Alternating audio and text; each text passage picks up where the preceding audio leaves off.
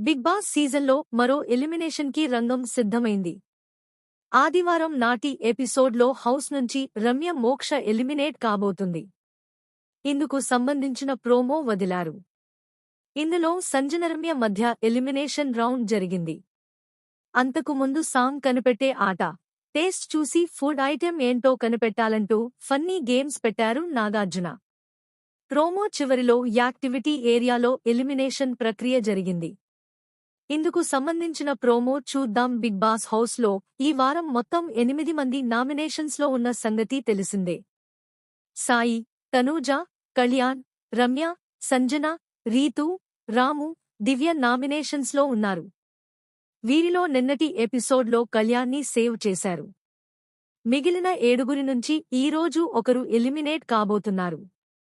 ఇందుకు సంబంధించిన ప్రోమోని తాజాగా చూపించారు. ఓటింగ్లో లీస్ట్లో ఉన్న సంజనరమ్య ఇద్దరినీ యాక్టివిటీ ఏరియాకి రమ్మని పిలిచారు నాగార్జున. ఈరోజు మీ ఆట మీద మబ్బులు అలుముకున్నాయి. ఎవరి క్లౌడ్ నుంచి అయితే వర్షం పడుతుందో వారు సేఫ్, ఎవరి మేఘం వర్షించదో వాళ్లు ఎలిమినేటెడ్ అంటూ నాగార్జున చెప్పారు.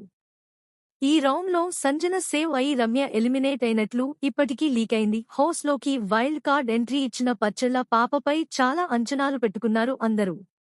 కానీ రమ్య ఘోరంగా ఫెయిల్ అయింది. ఫిజికల్ టాస్కుల్లో గట్టి పోటీ ఇవ్వగలిగే రమ్య మాట్లాడే విషయంలో మాత్రం నెగెటివ్ అయింది. ముఖ్యంగా తనూజ ఇంటి నుంచి ఎలిమినేట్ అయ్యేవరకు నామినేట్ చేస్తూనే ఉంటా అంటూ పర్సనల్ అటాక్ చేయడం రమ్యకి మైనస్ అయింది. తనూజని నామినేట్ చేస్తూ బాండ్స్ గురించి రమ్య పర్సనల్ అటాక్ చేసింది. దీంతో తనూజ ఫ్యాన్స్ అంతా గంపగుత్తగా తమ ఓట్లు దివ్యకి వేసి ఆమెని సేవ్ చేసేశారు. ఇక రమ్య లీస్ట్ ఓటింగ్తో ఎలిమినేట్ అయ్యే పరిస్థితి వచ్చింది.